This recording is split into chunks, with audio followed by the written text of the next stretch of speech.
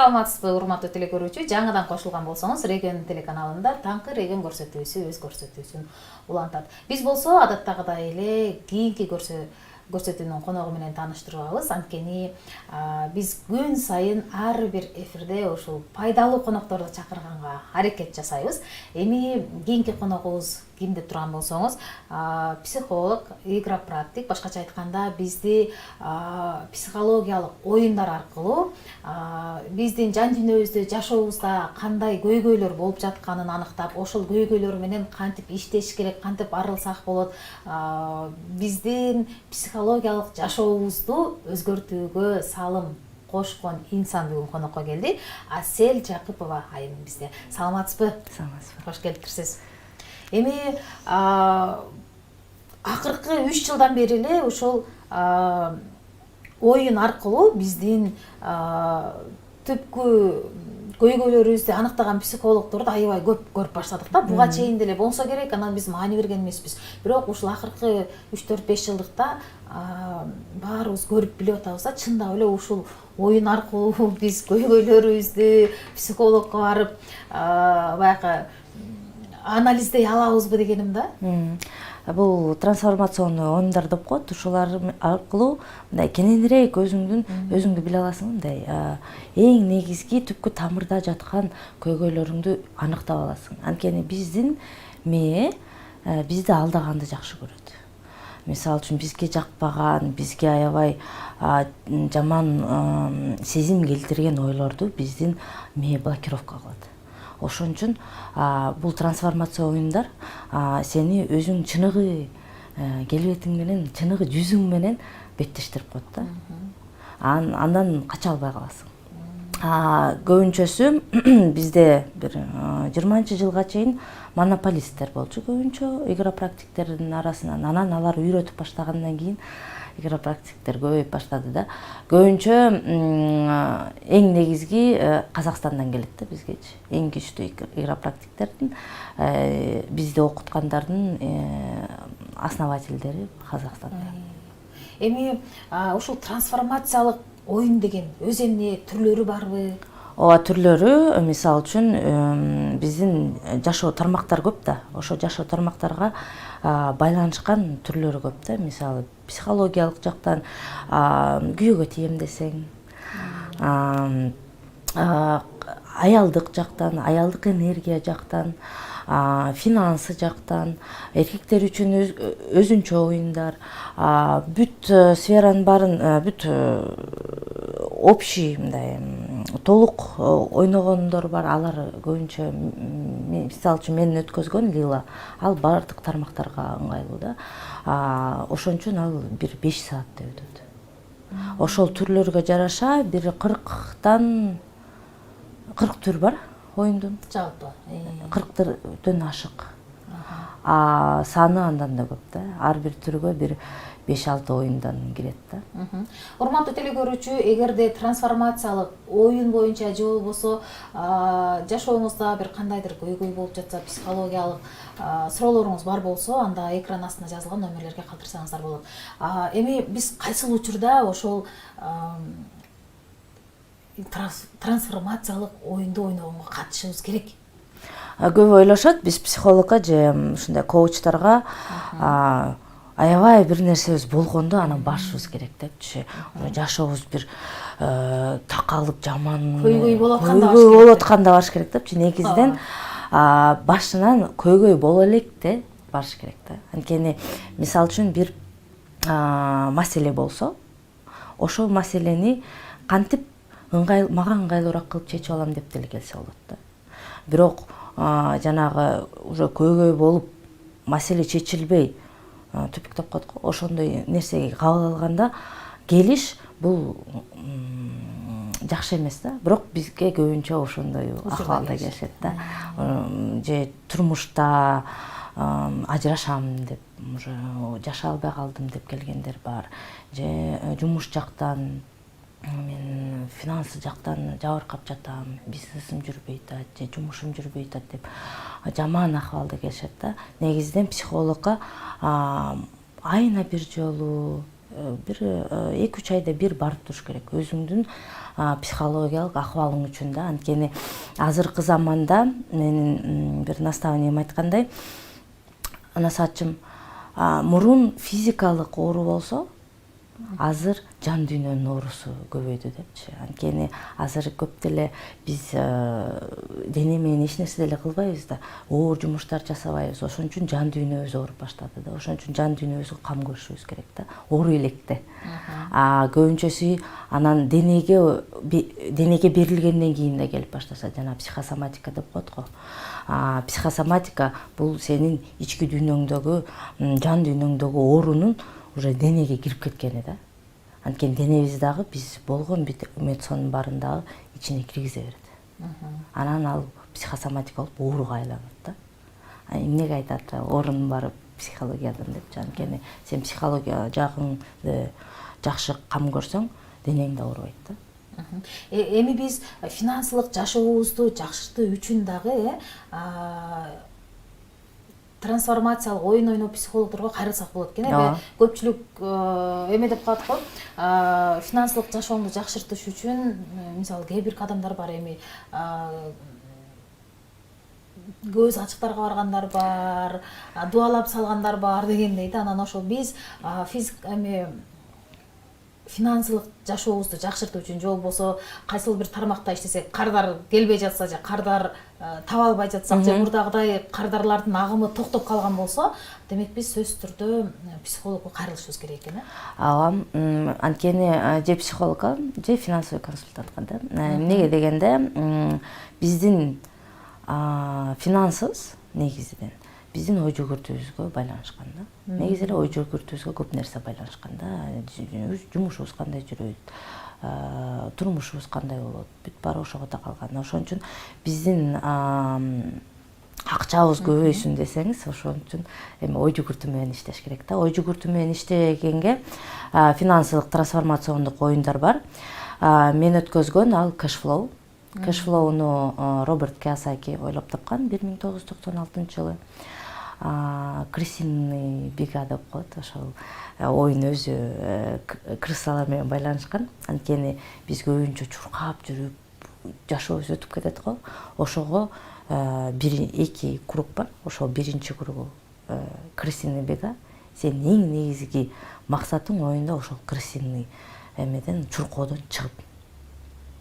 Анткени сен ошол кичинекей эмеден чоң жакка чыкканда, миллионерлердин жолуна чыкканда сенин ой жүгүртүүң кадимкидей өзгөрүлөт да. Биздики жанагы аң сезимибизде жанагындай гаечкалар эмелер болсо, ошолор жыла баштайт да.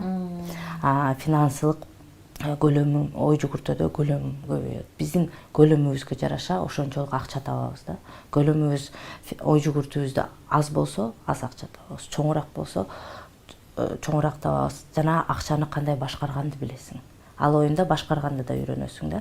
Анткени кичинекей акчаны башкара албасаң, чоң акча сага келбейт.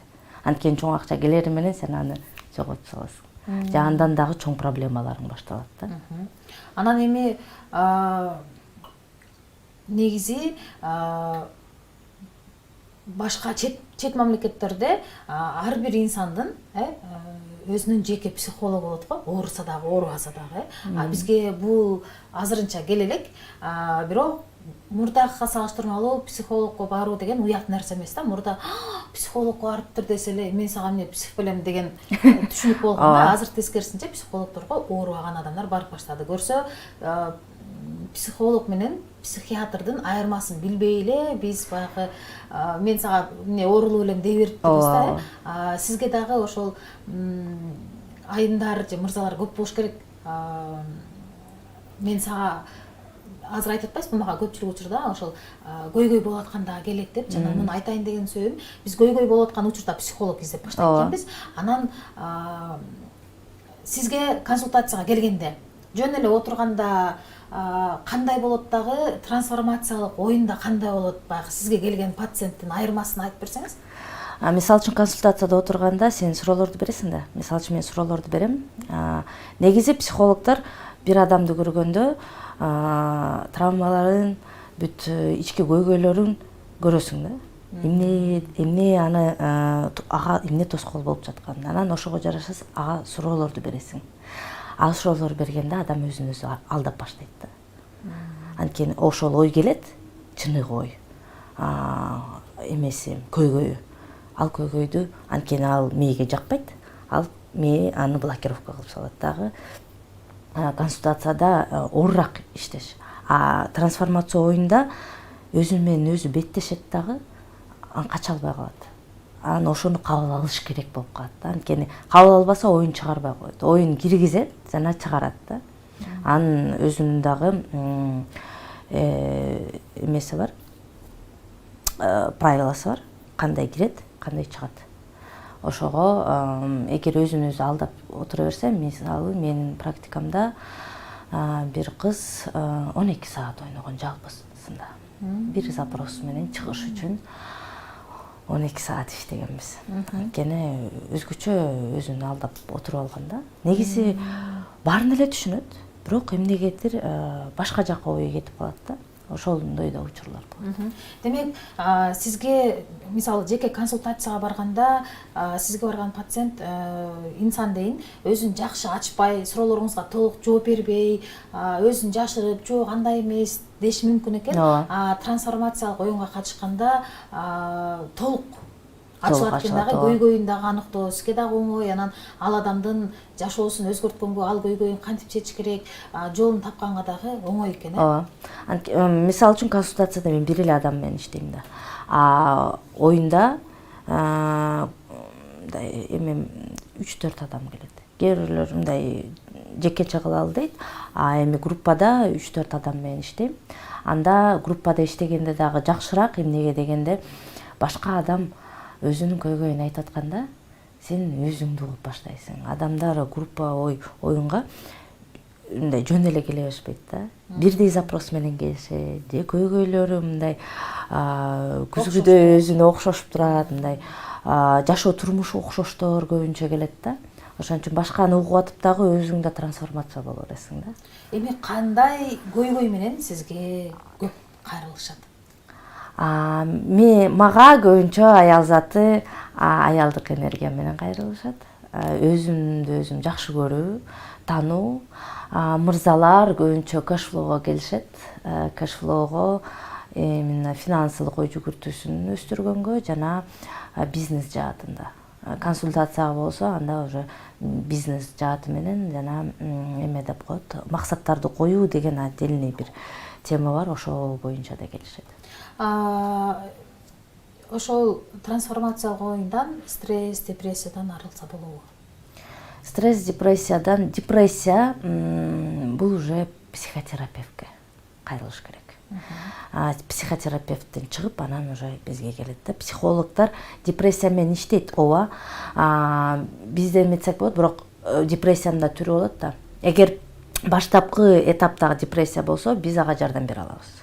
Эгер өөрчүп кеткен болсо, ал психотерапевтке барыш керек. Анткени психотерапевттер ошол депрессия, ар кайсы адамдардын мээсиндеги бөлүктөр пайда болуп баштайт да, личностныйчы. Денесине өткөнөт да оору. Денесине өткөндө ал психосоматика болот. Денесине өткөндө ал уже психосоматика. Анын отдельно психосоматика боюнча психологдор бар. Психотерапевттер уже жана депрессия өөрчүп, личностный жактан мындай адам ичинде эки адам болуп баштайт, же өзүн контролдой албай, аябай өөрчүп кеткенде уже психотерапевтке барат. Анан эми ошол трансформациялык сиздин оюнуңузга катышып, анан жашоосун кантип өзгөрткөндөр болду? Мисалы, практикаңыздан алып, мындай адам келип, мындай болду деп айтып берсеңиз? Ооба, финансылык жактан болгондо, эгер мурун 50 миңден ашык таппаган болсо, 200 миң, 300 миңге чейин кирешесин көбөйткөндөр бар. Көбүнчөсү бизнес жактан дагы бар. Эгер мындай деле жумушта иштеп жүргөндөр дагы карьерный лестница менен көтөрүлгөндөр бар. Эмедеги айымдарга келсек, көбүнчөсү күйөөсү менен мамилеси жакшырат. мындай жолдошу жок болуп ажырашып кеткендер болсо, жаңы турмушка чыккандар бар, же мындай бирөө менен сүйлөшүп, аялдык энергиясы өсүп, бир практикамда бир кыз келчү, мындай аялдык энергиясы абдан төмөн болчу да. Аны көбүнчө эркек катары көрүшчү да, эркектерчи. Анткени биздин эркектер өзүнүн аң сезими менен аялдык энергиябызды сезе алат да. Ошого жараша бизге мамиле кылат. Анан мага оюндарга келип жүрдү, курсума келип жүрдү. Ошентип жүрүп, анан өзүнө жолдош тапты, аялдык энергиясы өстү. Аны тегерек четиндеги коллегалары, достору байкап баштады. Сен башкача болуп баштадың депчи. Андан аны көрүп мага анын курбулары келе баштады. Ошондой дагы мисалдар бар да. Анан аялдык энергия деп калдыңыз да. Аялдык энергиянын биздин жашообузга кандай таасири бар? Бизде менин бир насаатчым айткандай, ар бир эркектин дагы аялдын да миссиясы бар да. Аялдын миссиясы бул эмоция жана энергия. Эркектин миссиясы бул камкордук жана финансылык каржылоо да, үй бүлөсүнчү. Аялдын энергиясы жакшы болгон, жакшы да. Анткени аялдык энергия төмөн болуп баштаганда эркектин энергиясы дагы түшө баштайт. Эркек деген энергиясы түшө баштайт да. Ошон үчүн финансылык жактан дагы аялдын дагы таасири тийип калышы мүмкүн. Аял кишинин финансовый, аялдык энергиясы төмөн болсо, финансы жактан дагы үй бүлө дагы төмөн жакта болуп калат да. Аялдык энергия өзүнүн жан дүйнөсүнө, акыбалына дагы таасир этет. Мисалы үчүн аял зат өзүн жакшы көрсө, өзүнө жакшы кам көрсө, психологиялык жагына да кам көрсө, аялдык энергиясы өсөт. Ошого жараша көп нерсе жашоосунда жеңилдейт. Биздин азыркы заманда аял кишилер биз күчтүү болобуз, мен буга жетем, тиге жетем деп аябай ошого максат коюп алышкан да. Ошонун аркасынан аябай күчтүү болуп, алсыз боло алышпай, аялдык энергиясы төмөндөп баратат да. Ошого жараша анан көйгөй пайда болуп атат. Андай аял киши менен эркек кишилер үй бүлө кургусу келбейт. Анткени алар аял затты эмес, алар эркекти көрүшөт да. Ал аялдычы соперник деп коет, ошону көрүшөт да. Демек биз өзүбүздүн эле финансылык жашообузду эмес, жолдошубуздун дагы, эгерде үй бүлөлөр болсо, жолдошунун дагы финансылык жашоосун көтөргүсү келсе, анда трансформациялык оюндарга катышса болот экен. Ооба. Анткени келет го, менин күйөөм мындай, же менин аялым мындай, аны өзгөртүш керек дегенде, ал аны өзгөртүш эмес, сени өзгөртүш керек деген келет. Анткени бизге бирөө жакпай атса, ал адамда эмес көйгөй, ал сенде көйгөй да. Эми жашообузда кандайдыр бир көйгөй болуп калса, же болбосо жөн гана жашообузду өзгөрткүбүз келсе, аялдык энергиябызды көтөргүбүз келсе, жолдошубуздун финансылык абалын көтөргүбүз келсе, да, анан кайсыл жактан сизди издеп табышыбыз керек? Менин Instagram баракчам бар, ошол жакта катталып, ошол жакка мага жазсаңар болот. Эми ыраазычылык билдирем атайын убактыңызды бөлүп Регион телеканалынын таңкы көрсөтүүсүнө келип бергендигиңиз үчүн рахмат. Анан көптөгөн сизге кайрылган инсандардын көйгөйүн чечип, алардын жашоосун жаркын кылууда өз салымыңызды кошуп жүрө бериңиз. Кадырман телекөрүүчү, бүгүн бизде конокто трансформациялык оюн аркылуу биздин жашообуздагы көйгөйлөрдү аныктап, мына ушул көйгөйлөр менен иштешүү жолун, ал көйгөйлөрдөн кантип чыксак болот, финансылык жашообузду кантип өзгөртсөк болот, аялдык энергиябызды кантип көтөрсөк болот деги эле биздин психикалык жашообузду оңдоодо өз салымын кошуп келе жаткан инсан, игропрактик, психолог Асель Жакупова бизде конокто болду. Биз болсо көрсөтүүбүздү соңуна чыгарабыз. Кадырман телекөрүүчү, 1 саат бою кызматыңыздарда мен Жазгүл Кудайбердиева сиздер менен чогуу биргеликте болдум. Кийинки көрсөтүүдөн амандашканча сак саламатта туруңуздар.